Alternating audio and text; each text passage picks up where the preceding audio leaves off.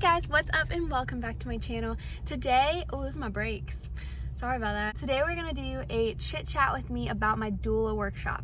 So funny story, while I'm out, Hunter actually came home early from work and I missed the text. So I'm like about to start filming and then he walks in the door and I'm like, oh, and I just hate when he comes home and feels like he can't like watch TV or just hang out. And so I was like, you know what, don't worry about it. I'll go grab coffee and we'll just sit, park, and we will chat. So that's what we're gonna do today and I hope you guys enjoy. Okay, so got my coffee, I'm ready to go. I did also bring some notes. I don't want this to be an extremely long video, but I do kind of have a few things to cover. So first, I'm just going to talk about my initial thoughts. So I want to do this sooner rather than later because I know I'm going to start forgetting the longer I wait. So pretty much up front, after going through 4 days of training for like 7 hours in a day, I remember being so overwhelmed. Like, how in the world? And I remember just taking notes. So that's the next thing I was going to say. We got this little workbook, I guess you could say. It has a lot of like kind of already pre-written notes and things from like Dona. Oh, I feel like I'm gonna hop all over the place. First, I want to begin to say I was very naive going into it, and this is gonna be embarrassing to admit, but I only kind of thought Dona was like the only way to go until I did some research, until I heard from other people, and there are plenty of organizations that you can certify through, and every single one of them is a different process. Like, seriously, they range. So if you are interested in becoming a birth doula, I would look into that heavily, because if not, you're just gonna pick one and then you might get stuck either wasting your money through it, or you might just be like, this isn't worth it, or you know, whatever. And I really do believe that. I think there are certain ones for different paces, for different like styles, and so you have to kind of find what works best for you.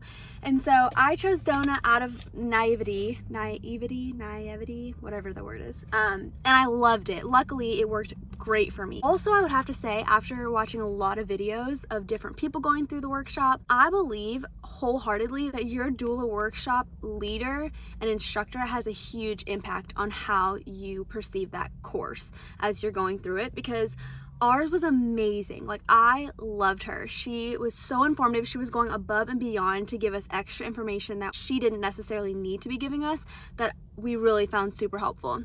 I would also say who you go through it with is kind of a big part of it too. So our instructor said she caps her classes at usually 15 or 20, I believe, or no, 15, and she had done one with 20 before, and that is crazy. So if you're in a class or a workshop where you're having, like, you have a ton of people, it's going to be so much harder for you because you're going to have less interaction time. It's just way more chaotic. And so ours was 5 women and we had so much time to kind of just discuss in depth more things. Some women had already had babies and they want to talk more about their birth experiences, and that's something that kind of is hard because you can't really control that when you sign up for a workshop. So the next thing I want to talk about is kind of some misconceptions of birth doulas.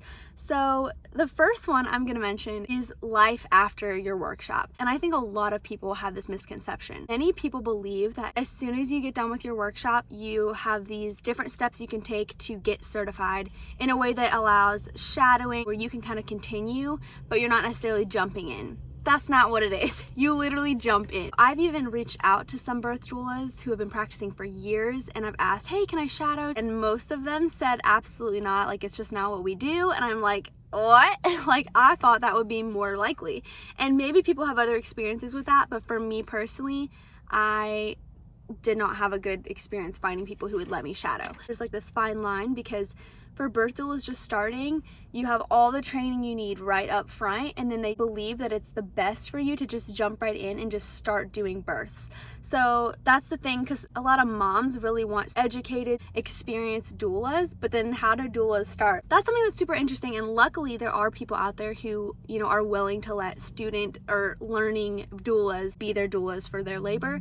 But that's kind of the tricky part up front, because a lot of people you find really want that experience, and you got to start somewhere. Wow. Okay, the next thing is starting your own business. This is something, I'm not a business girl, I never have been, and this is something that blew my mind. A lot of instructors will kind of leave that out. I've heard of a lot of doulas going through them saying like they never touched on that at all, and I'm like, that's like what that's the foundation of being a doula and having your own business if you choose to go that route. And so luckily our instructor went through that. So the business side of being a doula, you can see I took lots of notes because I literally have no idea what I'm doing. But it's really important. It's a lot of information, all the very nitty gritty parts of a business. Like that is what you have to do if you decide to go and be a doula that's self-employed, that it's your business. And there are opportunities where you can jump onto an organization and work for them, and so that means you would get your paycheck from them, but also it means you kind of have to abide by all of their specific rules. So that's the pro and the con to working with an organization or just working by yourself. So working by yourself, you have more responsibility with your taxes and how you financially structure your whole business and all that good stuff. You have to create everything. It's kind of a lot, but you also can make up your own rules. I mean, you have a scope of practice, but within that you can kind of do what you want, where you can't always if there's conflicting interests on the other side with an organization. So that's just something to keep in mind. But I did not know really in depth how much work it would have taken. I mean, I should have, if you think about creating your own business, what that looks like, but I just never really thought about it. I thought you just get hired and you just start going, and that's not it. So I have spent the past couple months creating a website and business cards and my contract. I mean, that's like a lot of stuff you kind of have to create for yourself in order to stick to the guidelines, to have clear expectations. It's really important to have all that kind of stuff in written form, or else you can run into problems later. That was so emphasized in our workshop, just how much you need to have everything very clear, because it gets very fuzzy sometimes when doulas aren't clear about what their work is, how long their work is. It's really important to make that stuff clear, so mom knows, so the partner knows, so that you understand what they understand. Like, everyone needs to be on the same page. That is so important. But it is a lot of work up front that I don't feel like most people talk about. Okay, and the last and final thing I want to discuss is the certification process. So I didn't hear much about this in depth either when I was looking through videos and stuff, but it's a process. So the Dona workshop this is for Dona only too. Like, keep that in mind. There are many other places out there you can go, but this is for people who are wanting to certify through Dona International. So you have to attend a workshop first, which is the 3-day 16-hour intensive, and that is going to be located in all kinds of cities. You can go on their website and check them out. They'll pull them up in like a local city, or if you want to go somewhere else, you should go into that's something also I will add. I was looking for one that worked with my schedule, so that's why I went to North Carolina to one. But I'm really bummed after the fact, because that's where you kind of meet a ton of other doulas to be your backup doulas, to be other doulas that you can kind of bounce information off of. Like, I left and I'm like, well, frick, all the doulas I just met are now in North Carolina or South Carolina, and so that was kind of a bummer, because now I'm having to start all over and try to meet and network with other doulas. But that is a huge benefit. So if you find one that's local, you can kind of get to know those doulas. I mean, you spend a lot of time with them, so you will get to know them, and they are a great resource. So I definitely recommend, if you do that, to stay local so you can kind of find and meet people around you, so that you could potentially even have a backup doula when it comes time for that. So the Dona membership fee is $100, and the certification packet is $50 for members, and then it's $60 if you're not a member. So the best way to do it is to become a member and then buy the packet. The membership needs to be renewed every year, and your certification packet expires after 2 years. So that's really important to know, because if you go get certified and then you wait a while before you even get clients, it could be another 1.5 years before you even actually start working as a birth doula. And so that's super important to kind of align when you think you're going to start doing births to when you have the time to do several to kind of get them in.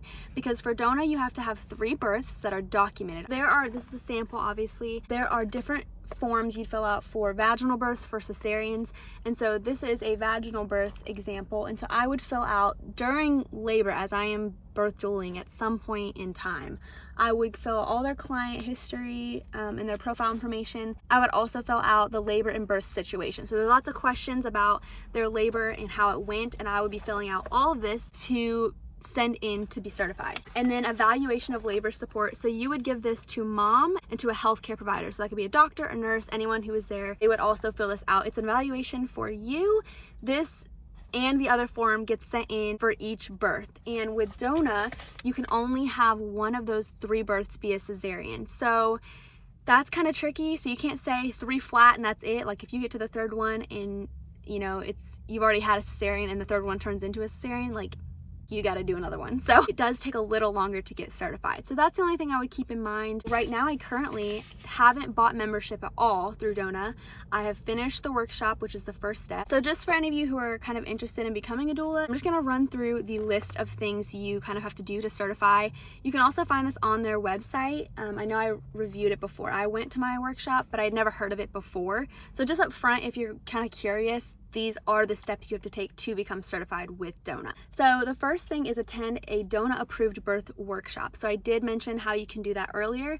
I'm not going to go over that again. After that, you then purchase a certification packet. So once you get that packet in, it actually comes as a PDF. So you would take it and print it, probably just like an Office Max or something. After you get that packet, that's when you can kind of start doing all the grunt work. So next you would sign the Birth Doula Code of Ethics and the Standard of Practice. And then after that, you would complete the reading. So I don't know if you can see this, but it will explain required reading. Group 2, I can pick between any of these. So, and I've boxed them because I've picked the ones I want to read. The 7th book is the Birth Partner, which I mentioned in the first video I made. This one you are advised to read before your Dona workshop, just because it gives you a lot of information that you kind of go through.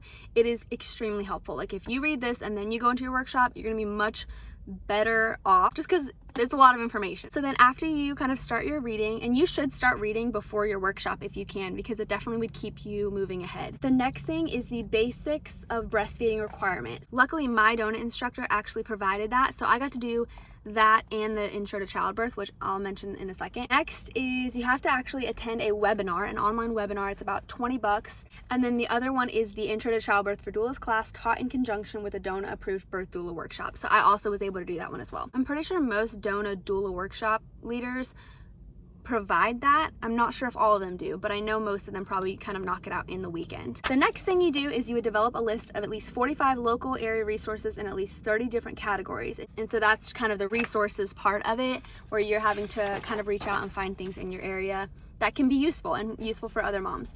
And so the next thing is to provide birth doula support for at least 3 clients, and all 3 of these experiences have to take place after your workshop. So you can't do it in like some random order. Workshop comes first always. For each of the qualifying labor supports, you'll need the confidentiality release form signed, you'll need the evaluation sheet of the birthing person, and the evaluation sheet of the midwife, physician, or nurse. The next thing is the birth doula support record sheets. It's kind of prompted in the certification packet, but it's all your notes that I kind of went over before. Next, we have the essay on the value and purpose of labor support. So at this point, if you have done 3 or more births, you should probably kind of have an idea of what the value and purpose. I mean, I'm sure you kind of have that after even the workshop. I definitely feel like I do, but definitely after, you know, you've gone through some births. That shouldn't be hard. I think it was like 500 words or something around there. It's not a long or hard one. And then the next thing is something that I wasn't really aware of, is the written reference from perinatal health professional. So this could be a nurse, a doctor, a midwife. What it is pretty much a 10-minute explanation of what a doula is and why they do what they do. I love this about Dona because it's kind of like a ripple effect, you know. It's not just like you do the thing, you get certified, and you move on to your job. Like you are informing and educating other people in this healthcare system about the importance of doulas and why they're so necessary and so valuable. And it doesn't have to be someone that you specifically worked with, it's anyone. Like it can be a friend of yours who's a nurse. After that, you have a client's reference in a sealed envelope. So that is the references you will need. And then after that, you would pay your certification application fee. They send you your certification and you get your little like Dona name tag, have the credentials to put CD after your name. So super exciting. It is a very thorough process. The process of certifying, you get to learn a lot and you get to do a lot hands-on, and I think that's so important. So that's kind of all I've got right now. That is my experience with the Dona workshop and kind of where I'm at now. I hope you guys really enjoy this video. If you have any questions or comments about being a doula, if you are a doula, I'd love to hear from you. If you are a doula with some other organization, I'd also love to hear your perspective on it. What's different, what's similar. It's all so interesting to me. If you want to see another video like this, let me know down in the comments below, and I hope you guys have a great day. Bye.